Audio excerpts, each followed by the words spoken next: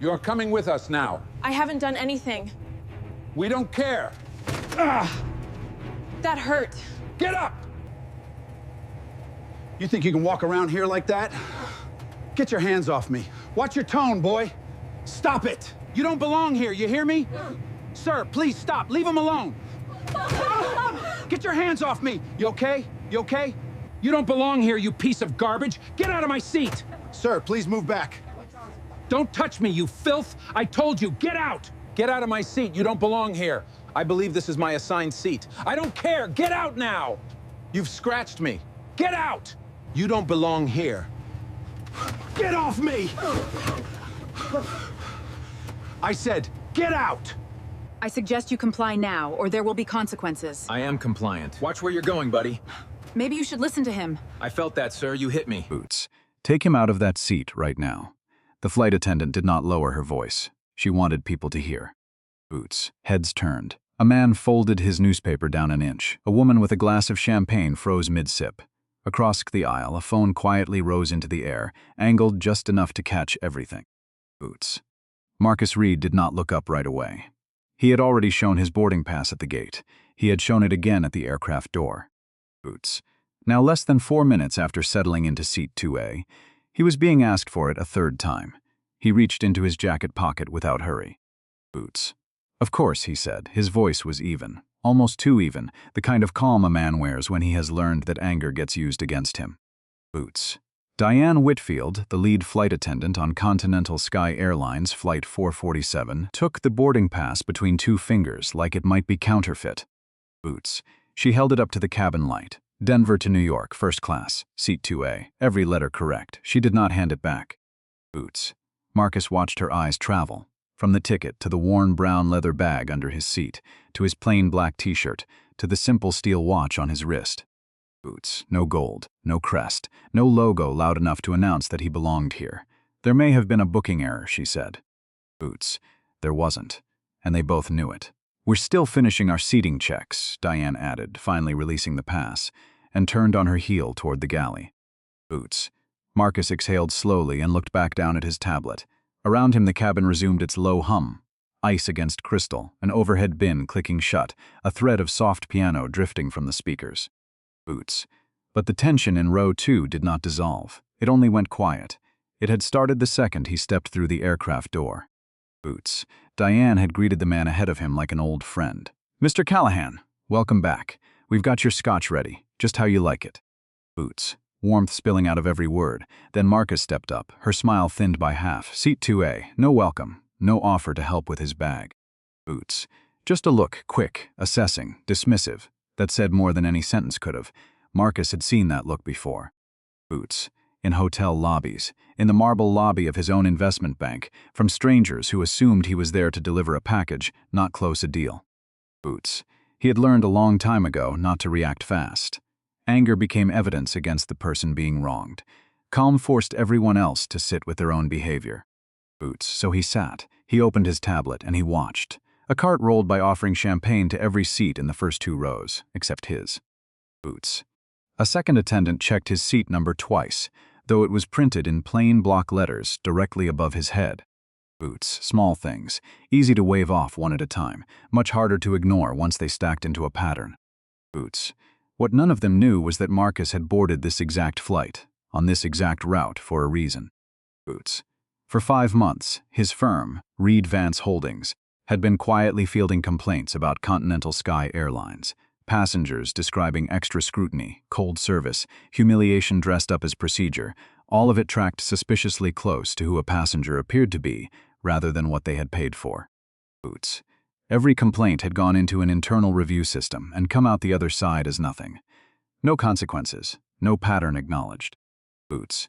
Just silence dressed as due process. Marcus intended to find out why firsthand, because Marcus Reid was not merely a man in seat 2A with a nice watch and a worn bag. Boots.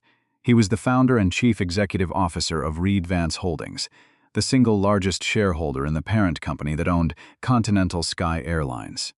Boots. With one phone call, he could remove executives, rewrite policy, force an audit through every layer of the company, but power announced too early changes how people behave. Boots. So he had traveled alone, No assistant, no press, no warning. He wanted to see exactly how an ordinary man was treated when nobody believed that man mattered. Boots. Near the galley, Diane leaned toward another attendant and murmured something behind her hand. Both women glanced towards seat 2A. Boots. Marcus noticed. He also noticed the tall man walking down the aisle behind them. Gray-templed, a charcoal suit cut close, silver cufflinks catching the cabin light, and an expression already curdling into irritation before he'd even stopped walking. Boots. The man planted himself in the aisle. His eyes locked on Marcus, then rose to the seat number stenciled above his head. Boots. Excuse me, sharp, loud enough to carry. Why is someone sitting in my seat? The cabin went still all over again. Boots. Marcus closed his tablet slowly. Diane straightened her uniform like a soldier called to attention. And in that pause, before anyone understood what was about to happen, Marcus understood that the real test of this airline had only just begun. Boots. Gordon Ashcroft did not wait for an answer. He stepped closer, filling the aisle with the easy, expansive confidence of a man who had spent his whole life being accommodated on sight. Boots. That's 2A, he said. I sit there every single week. Ask anybody. Diane was already moving toward him, and her voice went warm on contact. Boots. Mr. Ashcroft. Welcome aboard, sir. The shift in her tone was instant. Marcus caught it. So did the older woman across the aisle, whose eyebrows lifted just slightly over the rim of her champagne glass. Boots. We're handling a small seating matter right now, Diane told him, glancing back toward Marcus with something close to relief, as if hoping he would simply solve this for her by disappearing. Boots. Gordon looked Marcus over again, slower this time, the plain shirt, the worn bag, the steel watch that cost nothing close to what his cufflinks did. Boots. His face didn't shift into confusion.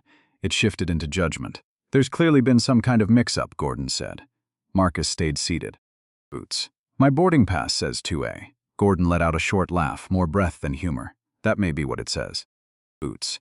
But this seat is attached to my traveler profile. I've flown this route every Thursday for 11 years. Marcus turned to Diane. Boots. Is that true? Does his preference override a confirmed reservation? Diane hesitated. Mr. Ashcroft is one of our Sapphire Elite members. Boots. That wasn't my question. The cabin seemed to draw one collective breath. Marcus's tone hadn't risen at all, but something in its steadiness made Diane's shoulders pull tight. Boots. I asked. Marcus repeated whether his preference overrides my confirmed reservation. Diane's eyes flicked toward the front galley, searching for backup that wasn't coming. Boots. Sir, we can offer you another seat in first class. Which one? She checked her tablet, 3D. Marcus glanced down the aisle. Boots. 3D sat directly beside the galley curtain, 3 feet from the lavatory door. Under a storage bin, the crew would be opening and closing all flight long. Boots. Gordon followed his gaze and shrugged. It's still first class, you're not losing anything. Marcus looked back at him, unhurried. Boots. Then you should have no trouble sitting there yourself. A ripple went through the nearby rows. Someone coughed to cover a laugh. Boots. The woman recording lowered her phone for a second, visibly startled by how simple, how obviously fair the answer had been. Boots. Gordon's jaw hardened. I do not sit in 3D. I did not purchase 3D. Diane stepped in closer, lowering her voice like that might make the request smaller. Boots. Mr. Reid, we are trying to avoid delaying this flight. I'm not delaying anything, Marcus said. I'm seated. My bag is stowed. Boots. My belt is fastened. The only thing standing between this aircraft and pushback is the two of you deciding whether a reservation still means something. Boots. Diane's expression hardened into something closer to authority. You are refusing a reasonable request from the crew. No. I'm refusing to hand over something I paid for, because another passenger would prefer to have it. Boots. The words landed clean, and for a second nobody in earshot moved. Gordon's breathing shortened. His knuckles whitened around the handle of his briefcase. Boots. Do you have any idea how much money I spend with this airline every year? Marcus considered him for a long moment. Boots. There was no anger in his face. Only something closer to disappointment. That shouldn't matter. It matters to the airline, Gordon shot back. Boots. Marcus let his gaze move slowly around the cabin. At the passengers, pretending not to watch. At Diane standing shoulder to shoulder with Gordon instead of between them. At the unspoken rule nobody wanted to say out loud. Boots. Then maybe, Marcus said quietly. That's the actual problem here. Diane's eyes narrowed. Sir, I need you to cooperate. I am cooperating. Boots. With every legitimate safety instruction that's been given to me. This isn't one of those. This is a customer's preference, dressed up in a crew uniform. Boots. The sentence changed the temperature of the whole cabin. Diane felt it. So did Gordon. Their authority hadn't vanished, but it had just been named out loud, in front of 40 witnesses with their phones already up. Boots. From 2 rows back, an older woman spoke without being asked. He has a valid boarding pass. I can see it from here. Boots. Her husband touched her sleeve, a quiet please don't. She pulled her arm free. I'm only saying what everyone in this cabin can already see with their own eyes. Boots. Gordon's face went red. This is absurd. I have a 9 a.m. meeting in Manhattan that decides whether 400 people keep their jobs. Boots. I don't have time for some man trying to make a point. Something flickered across Marcus's face for the first time, not rage, something closer to old, familiar pain. Boots. Some man. He'd heard some version of that sentence his whole life, in marble lobbies, in private clubs, in elevators where strangers assumed he was there to fix something, not run it. Boots. He took one slow breath before he answered. I'm not trying to make a point, Mr. Ashcroft. His voice dropped lower. Boots. I'm trying to keep one.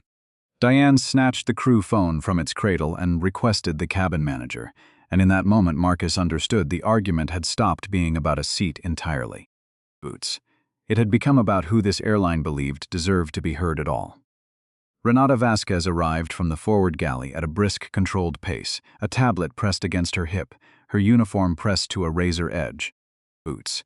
Years of diffusing angry passengers had taught her how to walk into a fire without looking like she was afraid of it. Boots. What seems to be the issue here? Diane answered before Marcus could open his mouth. Mr. Ashcroft's usual seat was assigned to Mr. Boots. Reid. We offered Mr. Reid another first-class seat, and he's refusing to cooperate. Renata's eyes went first to Gordon's tailored suit, then to Diane. Boots. Only then, almost as an afterthought, did they settle on Marcus. Mr. Reid, she said with a practiced smile, I do apologize for the inconvenience. Boots. There's no inconvenience on my end. I'm sitting in the seat printed on my boarding pass. Gordon exhaled sharply. This has gone on long enough. Boots. Renata gave him a small, soothing nod, the kind reserved for people whose comfort mattered to the bottom line. Boots. We'll get this resolved, Mr. Ashcroft. The difference in her voice was subtle. It didn't need to be loud to be heard. Boots. Warmth for Gordon. Management speak for Marcus. She turned back to her tablet. We can move you to 3D and offer a $200 travel credit. Boots. Why, Marcus asked. Are you offering that to me? We're trying to accommodate both passengers. You're asking only one passenger to give something up. Boots. Renata's finger stopped moving on the screen. Gordon shifted his weight. I've been flying this route for 11 years. Everyone on this crew knows I sit in 2A. Boots. Marcus turned toward him. Your history doesn't erase my reservation. You are making this far more difficult than it needs to be. Boots. No, Marcus said. I'm making it visible. The words cut clean through the low murmur of the cabin. A phone tilted a few degrees higher. Boots. Renata's professional smile thinned at the edges. Mr. Reid, let's keep this from becoming a bigger issue than it is. Boots. It became a bigger issue, Marcus said. The moment your crew decided his comfort mattered more than my paid reservation. Boots. Diane stepped forward, defensive now. That's not what happened. Marcus looked at her directly. You checked my boarding pass 3 times before I'd even opened my tablet. Boots. You skipped my row during drink service. You offered another man my seat before you'd even asked whether I'd agree to give it up. Boots. And now you're calling my refusal non-compliance. Diane's mouth opened. Nothing came out. The older woman across the aisle nodded slowly, deliberately, so that everyone could see it. Boots. Her husband had given up trying to quiet her. Renata lowered her voice, softer now, like she was closing in on a deal. Boots. We can raise the credit to 525,000 loyalty miles. Marcus studied her face. She believed sincerely that every principle had a price tag, that she simply hadn't found his yet. Boots. This isn't a negotiation, Gordon muttered. Everything in customer service is a negotiation. Marcus turned to him, unhurried. That might be how people like you experience the world. Boots. Gordon's eyes widened. People like me? People who've confused being accommodated with being entitled. The cabin went dead silent. Gordon stepped closer, his breath coming heavier now, close enough that Marcus could smell the scotch already on it. Boots. You need to watch your tone. My tone is calm, Marcus said without moving an inch. You're the one raising your voice at a stranger in a public cabin. Boots. Renata slid a hand between them. Gentlemen, that's enough. It was not enough, not by a long way. Gordon jabbed a finger toward the worn bag under Marcus's seat. Boots, I don't know what game you think you're playing, but you clearly don't understand how first class actually works. I understand it perfectly. Boots. Gordon gave a cold, short laugh. Do you? Something old opened in Marcus's chest. Not loud, not dramatic, just enough to remind him of every room where someone had demanded proof that he belonged. Boots. He thought of his father, who'd worked double shifts at a steel plant for 30 years and still put on a pressed jacket for church every Sunday, because he believed dignity was never supposed to depend on a paycheck. Boots. He thought of the one thing his father used to say, over and over, until it became load-bearing. Respect isn't something powerful people hand out. Boots. It's something no one has the right to take from you. Marcus's voice softened, but it did not weaken, Mr. Boots. Ashcroft, you could end this in 5 seconds. Gordon frowned. How? Sit in the seat that's actually assigned to you. Boots. The answer was so simple and so obviously fair that Gordon had no comeback for it at all. That was exactly why he hated it. Boots. Renata's tablet chimed. She read the message and her face changed, barely, but Marcus caught it. Gate management had been notified. Boots. Security was standing by. She looked up. Mr. Reid, I need a final answer. Will you move voluntarily? Marcus reached down and pulled his seatbelt one notch tighter. Boots. The click was sharp in the silent cabin. No. One word. Steady. Final. Diane reached for the crew phone again, and near the back of first class, a woman in a plain gray sweater quietly rose from her seat. Boots. She didn't raise her voice. She simply stepped into the aisle. Excuse me, every head turned. Diane's face flashed with irritation. Boots. Ma'am, please return to your seat. The woman reached into her handbag and produced a laminated company badge, holding it up just long enough for Renata to see it clearly. Boots. I work for this airline. Diane frowned. I know exactly who you are, Priya. I don't think you do, Priya, Anand said, calm and level. Boots. I fly out of the Newark base. I'm off duty today, but the manual doesn't stop applying to me just because I bought my own ticket. Boots. Renata's professional mask flickered. Priya, this isn't your flight, no, but it's my airline. A hush spread through the cabin. Boots. Gordon crossed his arms tight over his chest. Unbelievable. Now another employee wants to waste everyone's time. Priya ignored him entirely and looked straight at Renata. Boots. Has Mr. Reid violated any safety instruction? Renata hesitated. No. Has he refused to show identification? No. Has he occupied a seat that isn't legally his? Boots. A pause. Priya nodded once. Then what exactly is the justification for asking him to move? Diane cut in before Renata could answer. Boots. We're trying to prevent a customer service incident. Priya's eyes never left her. No, you're creating one. The words landed harder than anyone expected them to. Boots. Diane's jaw tightened. You're speaking without the full picture. I've had the full picture since boarding, Priya said. I watched his boarding pass get checked 3 times.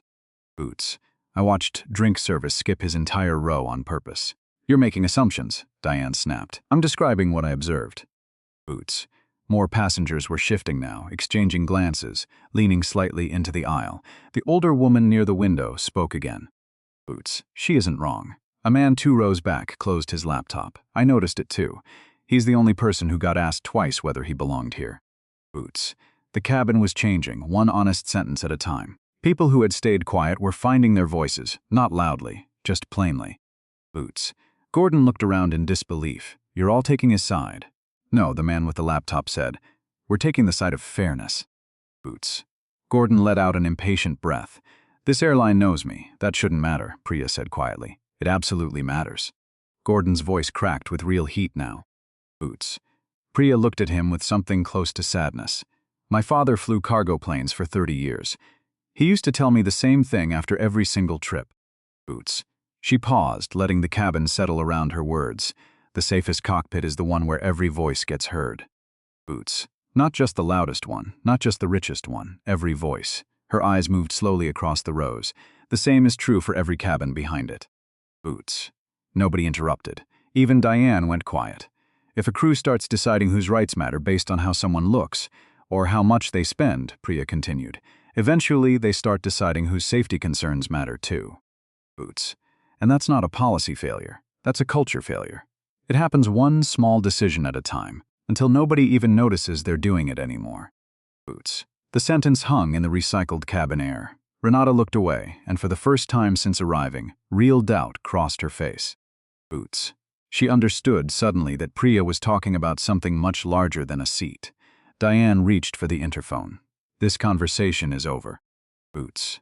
No, it isn't, Priya said, and Diane actually stopped. You've worked this job for almost 20 years. I have. Then you know the manual. Boots. You know a crew cannot compel a passenger to give up a confirmed assigned seat just because a different passenger prefers it. Boots. Gordon barked a laugh. You're quoting policy at me? Yes. Policy doesn't care about loyalty status. Priya turned to him. Boots. Real loyalty isn't built by handing out special treatment to whoever complains the loudest. It's built by treating every single person on this aircraft with the same dignity, whether they're famous or invisible. Boots. The words seemed to echo in the quiet cabin. Marcus had barely spoken in the last several minutes. He simply watched Diane's certainty start to crack, watched Renata reconsider every decision she'd made in the last 15 minutes, watched strangers turn into witnesses in real time. Boots. Outside the window, afternoon light slid across the wing. Ground crew kept loading bags below, oblivious. The jet bridge was still attached. Boots. The departure clock kept ticking backward. Diane finally exhaled. I'll call airport security. Nobody reacted with surprise. Priya gave a small nod. Boots. If that's your decision, you'd better be ready to explain exactly what safety violation you're reporting. Diane opened her mouth. Boots. Nothing came out. Because there wasn't one. And for the first time since this whole thing began, she understood she might soon have to explain her choices to people who cared far more about the written rule than about a diamond-tier customer's mood. Boots. And Marcus, seated quietly in 2A, understood the conversation had finally reached the point where the truth mattered more than anyone's title. Boots. The security officers arrived without urgency, but their presence rearranged the air in the cabin instantly. Frank Delgado stepped through the door first, 2 uniformed officers a half step behind him, radios crackling low against their shoulders. Boots. Passengers lowered their voices, nobody lowered their phones. Frank's eyes moved from Diane to Renata to Marcus in seat 2A. Boots. What's going on here? Diane answered fast. This passenger is refusing a direct crew instruction and delaying departure. Frank studied Marcus for a long moment. A man sitting upright, belt fastened, hands visible and still on the armrests. No raised voice, no sudden movement. Boots. Frank had handled real disturbances before. Drunk passengers throwing punches. People screaming over stolen overhead space. This did not look like any of those. Boots. What instruction did he refuse? Diane's mouth tightened. A seating reassignment. She hesitated. Gordon jumped in instead. Boots. This is my regular seat. I've been sitting there for 11 years. Frank turned to him, unmoved. Is your name printed on the boarding pass for 2A? Boots. Gordon's face stiffened. That's not the point. It's actually most of the point. Frank turned back to Marcus. Your boarding pass, please. Boots. Marcus handed it over without a word. Frank checked the name, the route, the seat, then checked it against Marcus's ID. Boots. Everything matched, cleanly, the way it had matched 3 times already that afternoon. He handed both back and looked at Diane. Boots. This passenger is assigned to 2A. What safety concern are you reporting? The crew has the authority to manage seating for operational reasons, Diane said, a little too fast. Boots. Not because one customer wants another customer's seat, Priya said from the aisle. Diane spun on her. You need to stop interfering. Boots. Frank raised one hand, calm and flat. She's not wrong. The cabin went completely still. Diane stared at him. I can remove a passenger for threatening the crew, refusing a lawful safety instruction, or creating an active disturbance, Frank continued. Boots. I cannot remove a calm, seated passenger for declining to hand over a seat he legally paid for. Gordon stepped closer, his face darkening. Boots. This is absurd. I know senior leadership at this airline personally. That doesn't change what's printed on his ticket, Frank said, unbothered. Boots. Gordon's cheeks flushed a deep, furious red. You people are turning a simple request into public circus. Marcus finally looked up. Boots. No, Mr. Ashcroft. The circus started the moment everyone in this cabin assumed the easiest fix was to move me. Boots. You were offered another first-class seat. That's different. Why? Gordon opened his mouth and found nothing there.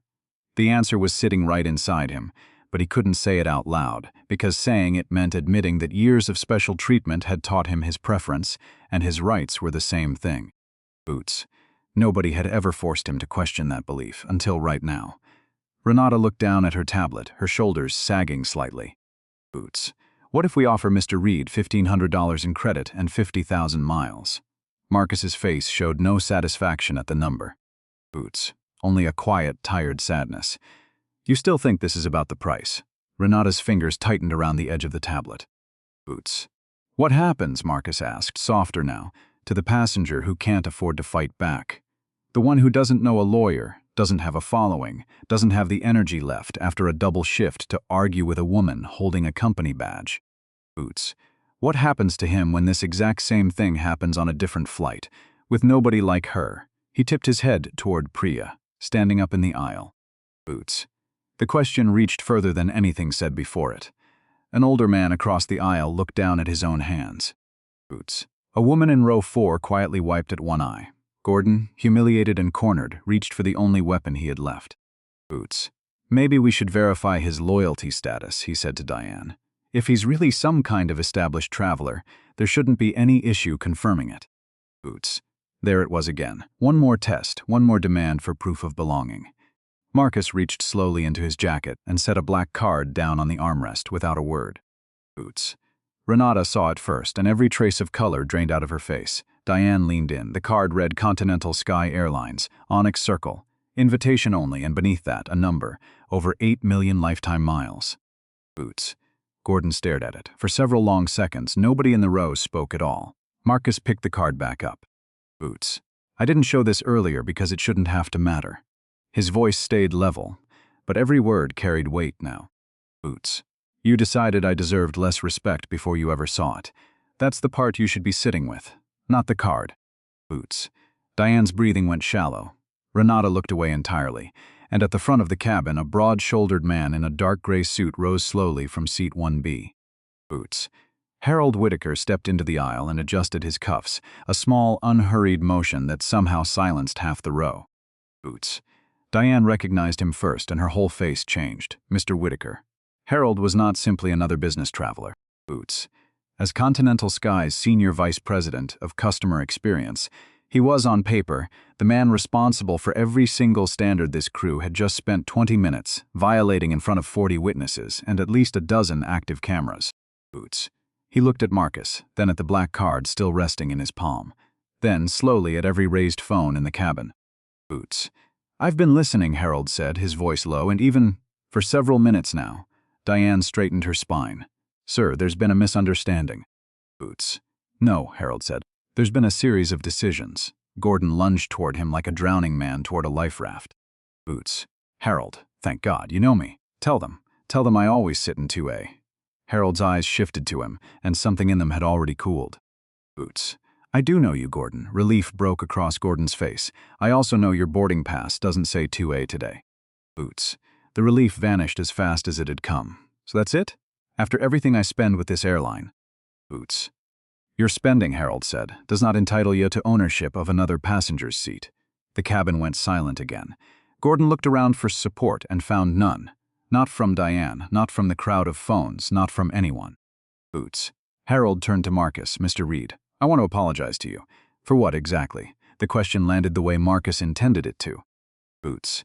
Harold had to actually think about it, had to be specific. Instead of offering the soft, meaningless apology executives keep in their back pocket for exactly this moment. Boots. For the repeated scrutiny. For the attempt to remove you from a confirmed seat without your consent. And for the way my staff treated another man's comfort as more important than your legal rights. Boots. Marcus nodded slightly. That's closer to honest. Diane's jaw tightened, humiliation flooding her face. Underneath it, something colder was starting to show. Not fear of losing the argument. Boots. Fear of losing control of the story. Mr. Whitaker, we were only trying to accommodate a loyal customer. Harold turned on her sharply. Boots. At the direct expense of another loyal customer. Diane glanced at the black card in Marcus's hand. Harold caught it instantly. Boots. Don't look at the card, he said. Look at the passenger. The words landed like a slap. If Mr. Reid had walked on this plane with no status at all, would his boarding pass have been any less valid? Boots. Nobody answered because there was no answer that didn't indict everyone standing in that aisle. Priya, still standing quietly by row 4. watched Harold with something close to relief. Boots. She had spent 20 minutes hoping someone with real authority would finally say the thing the crew had refused to admit. Boots. Harold looked at her. You spoke up first? Yes, sir. Thank you. Diane's face flushed. Sir, she interfered in an active crew matter. Boots. She stopped a bad decision from becoming a much worse one, Harold said flatly. Frank Delgado watched from near the door, and behind him the two officers relaxed, just slightly. Boots. Whatever threat of forced removal had been building in the air was gone. The humiliation, though, was only just beginning to settle. Boots. Gordon exhaled loudly. Can we please leave now? Harold turned to him. You'll be taking seat 3D. Gordon blinked, certain he'd misheard. Boots. You cannot be serious, I am. And if you'd like to discuss it further, you're welcome to call our CEO after we land. Boots. Gordon's face darkened into something closer to purple. Do you understand what this airline risks by treating me this way? Boots. Harold held his gaze without blinking. We risk far more by treating other people like they matter less. For the first time all afternoon, Gordon had absolutely nothing to say. Boots. He picked up his briefcase and moved, stiff-legged, toward row 3. Every eye in the cabin followed him. Not with satisfaction exactly, but with recognition. Boots. They were watching in real time, what it looks like when entitlement finally meets a wall it can't talk its way through. Boots. Harold turned back to Marcus. You'll remain was always the correct outcome. Yes, Marcus said. It was. Boots. The crisis, on the surface, looked over. Diane retreated toward the galley. Renata went back to her tablet. Phones lowered. Boots. The cabin exhaled as one body, but Marcus did not relax. Something outside the window had caught his eye. Boots. A thin amber line ran beneath the left wing, just past the engine housing. It hadn't been there 5 minutes ago. Boots. Marcus leaned toward the glass. The line widened slowly while he watched. His calm expression finally cracked, not much. Boots. Just enough. He pressed the call button. Diane returned, visibly annoyed at being summoned again. Yes, sir. Marcus pointed through the window. Boots. There's fluid leaking near the wing. She glanced outside for less than a second. That's probably just condensation. No, Marcus said quietly, still watching the stain spread. Boots. That's not water. Diane sighed, already turning away. Mr. Reid, maintenance already completed their inspection. Marcus turned to face her fully now, and his voice carried a different weight. The calm was still there, but urgency had crept underneath it. Boots. Then ask them to look again. Diane hesitated, and in that half-second of hesitation, nobody in that cabin had the faintest idea that an argument about one seat was about to become a matter of every life on board. Boots. She glanced through the window again, longer this time. The amber line had widened along the panel edge, catching the light differently than water would. Boots. Thicker, darker, slow-moving like it had weight. Priya walked up from the back, drawn by the shift in Marcus's posture. Boots. What is it, fluid? Coming from the wing. She leaned across the seat, her breath fogging the glass for a second. Boots. Nobody spoke. Then she straightened. I'm notifying the cockpit. Diane shook her head. It's probably nothing. Harold, still standing in the aisle, turned toward her with a flat, unimpressed stare. Boots. Probably is not a safety standard. Diane's mouth clamped shut. Priya picked up the interphone. Captain, we have a passenger reporting a possible fluid leak near the left wing. Boots. A pause, then a voice crackled back. Copy. We'll call maintenance back out. Gordon, now seated in 3D and still nursing his wounded pride, twisted around. Boots. Are you kidding me? We're delaying again because he saw something on the wing? Marcus looked at him, unmoved. Would you rather be on time or alive? Boots. That's dramatic. No, Marcus said. Ignoring a possible hydraulic leak would be reckless. Diane's head snapped toward him. How would you even know it's hydraulic fluid? Boots. The safest answer would have been a shrug. But the stain kept spreading, and there was no time left for modesty. Boots. I studied aerospace engineering before I went into finance. Harold's eyes narrowed with new interest. Diane looked openly skeptical. Gordon gave a short, dismissive laugh. Boots. Of course you did. Marcus ignored him. Outside, a maintenance truck rolled toward the aircraft, the cabin filled with a restless, uncertain energy. Boots. Seatbelts clicked open one after another. Phones came back up. A mechanic boarded a few minutes later, flashlight and inspection kit in hand. Boots. His badge read Terence Okafor. He spoke briefly with the flight deck, then walked straight to 2A. Sir, can you show me exactly what you saw? Boots. Marcus pointed through the glass. It started as a thin line right under that panel. It's been spreading toward the tail since then. Boots. Terrence leaned in close, and his casual expression fell away almost instantly. He studied the streak, then the panel edge, then the surface underneath it. Boots. How long ago did you first notice this? About 10 minutes, Terrence lifted his radio. Ground, I need an external inspection on the left wing now. Boots. Possible hydraulic fluid near the control surface. Diane shifted uneasily by the galley curtain. Gordon muttered something under his breath and looked away. Boots. The whole cabin held its breath. The aircraft door opened again. Terrence came back with a second mechanic, and neither man looked relaxed anymore. Boots. He stopped beside Renata. We need everyone off this aircraft. The sentence moved through the cabin like a draft of cold air. Boots. Renata stared at him. Is it confirmed? Hydraulic fluid, active leak. The cabin went dead silent. Even Gordon said nothing. Boots. How serious? Harold asked.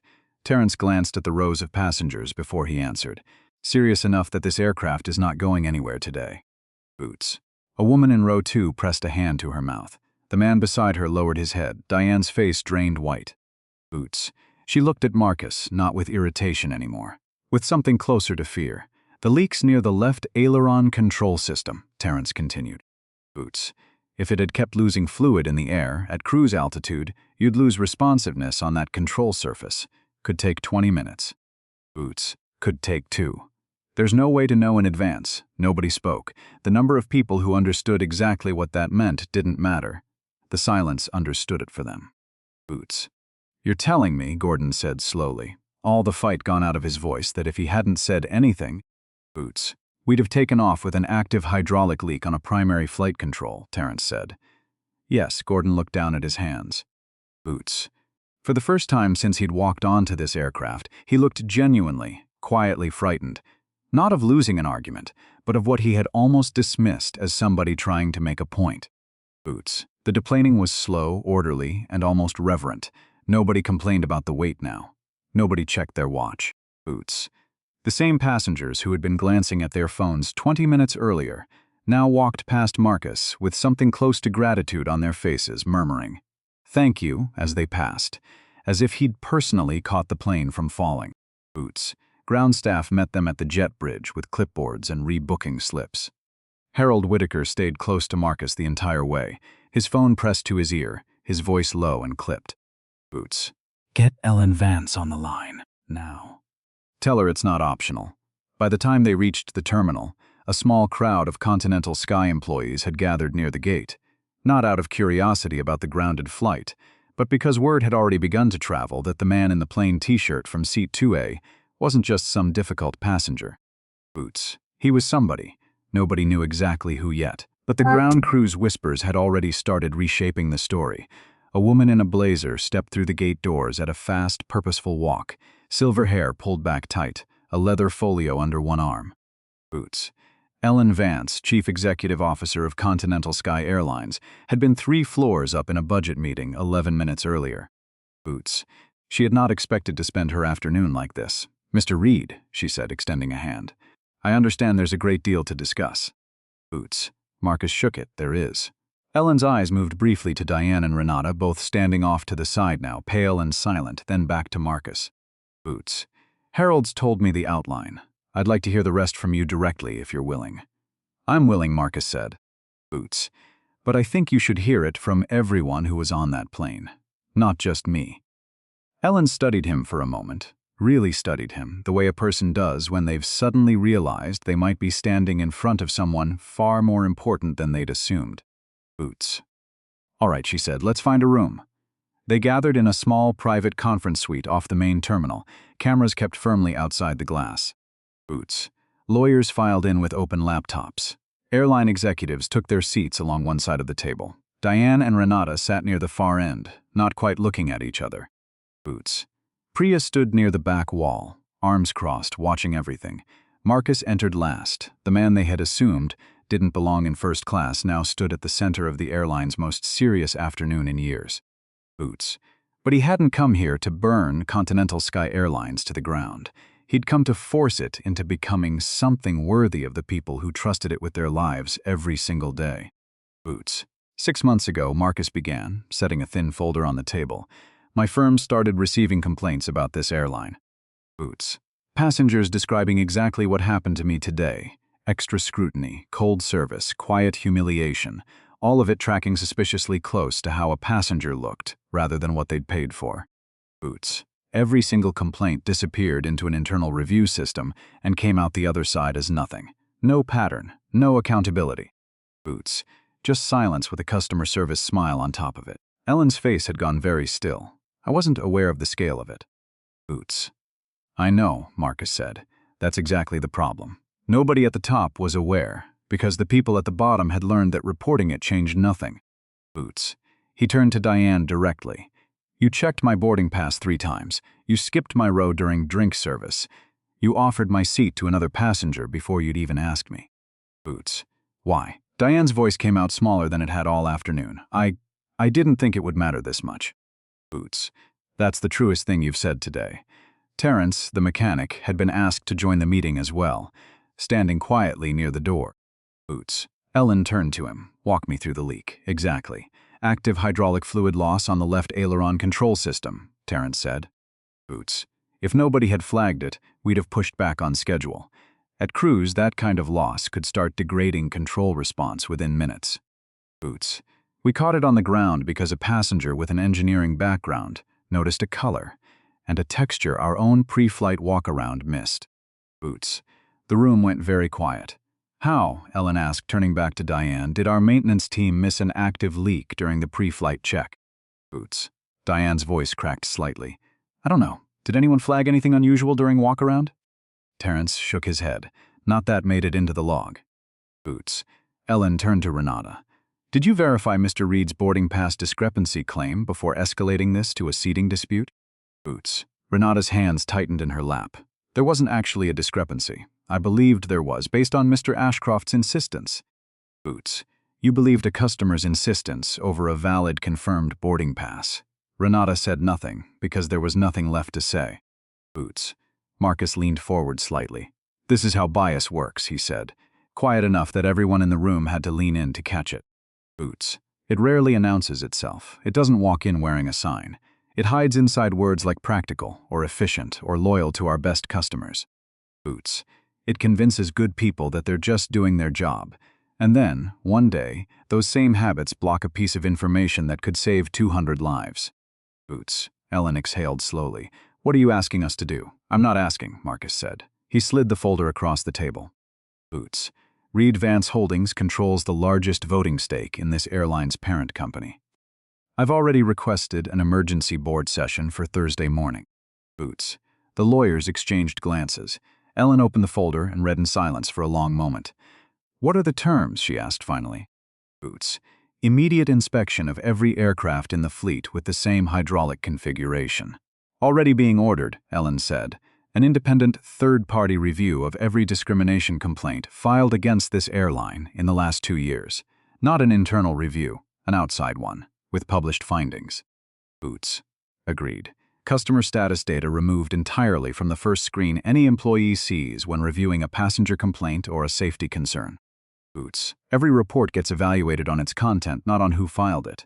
Ellen nodded slowly. Agreed. Real accountability measures, not a press release. Boots. Not a training video nobody watches past the second slide. Actual consequences, actual published data, quarterly progress reports made public, including the failures, not just the wins. Boots. Ellen looked directly at him now. And leadership? Marcus didn't answer right away. Behind the glass, phones were still raised outside the conference room. Boots. Ground staff stood frozen near the gate, watching the shape of the company's next several years take form in a room they couldn't hear into. Boots. The future of Continental Sky Airlines had narrowed down to this exact conversation. Leadership stays, Marcus finally said, only if leadership accepts responsibility. Boots. No excuses. No quiet settlements signed under NDA. No blaming 2 frontline employees for a culture that executives allowed to exist for years because it never cost them anything personally. Boots.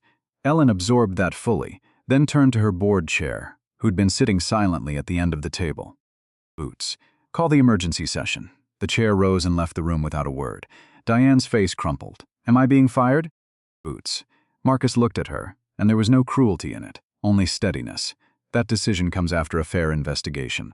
Boots. Not before. Diane seemed genuinely startled by that.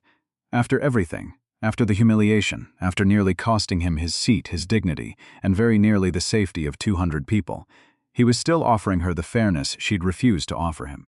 Boots. Accountability isn't revenge, Marcus said. It's a chance to tell the truth, repair what you can, and decide who you're going to be after this. Boots. That choice is still yours. It just isn't free anymore. Diane lowered her head. Renata sat very still, staring at her own hands. Boots. Ellen faced Marcus again. We'll accept the reforms. You haven't heard all of them yet. I don't need to hear the rest, Ellen said, glancing toward the window, toward the grounded aircraft still sitting out on the tarmac with a maintenance crew swarming its left wing. Boots. We almost sent a damaged plane into the sky because our people stopped listening to someone the moment they decided he didn't look important enough to matter. Boots. Her voice caught, just slightly. That cannot happen again. Not on my watch. For the first time all day, Marcus saw something in her that went beyond corporate damage control. Boots. He saw actual understanding. 2 days later, the story had already made every major outlet, not because Marcus had leaked it, but because 40 passengers with 40 phones had made sure of it themselves. Boots. The footage of a calm man being asked 3 separate times to prove he belonged in a seat he'd legally paid for spread faster than any press release could have caught up to. Boots. Gordon Ashcroft's name spread with it. His company's board, already uneasy about a string of missed earnings calls, didn't need much of a reason to act. Boots. Within a week, an emergency shareholder call quietly stripped him of his role as chairman. The official statement cited a pattern of conduct inconsistent with company values. Boots. Everyone who'd watched the video knew exactly what that meant. His name disappeared from headlines within a month, replaced by a slow, humiliating silence that followed him into every room he walked into afterward, the exact opposite of the deference he'd spent a lifetime assuming was owed to him. Boots. 3 months after the incident, a handwritten letter arrived at Marcus's office. No lawyer had reviewed it. No PR team had softened it. Boots. There were no excuses in it. Only one line that stood out from the rest, written in careful, deliberate handwriting, like a man forcing himself to finish a sentence he didn't want to write. Boots. I spent my whole life confusing privilege with character, and on that plane I finally paid the price for it. Boots. Marcus never wrote back. He didn't need to. The lesson belonged to Gordon now, and it was his to carry. Boots. 6 months later, the first real results were impossible to ignore. From the outside, Continental Sky Airlines looked exactly the same. Boots. The planes still carried the same paint. The gates were still crowded. The schedules were still demanding. But inside the company, something fundamental had shifted, quietly and permanently. Boots. Every employee, from the executive floor down to the newest flight attendant, completed mandatory training on unconscious bias, respectful communication, and safety reporting. Boots.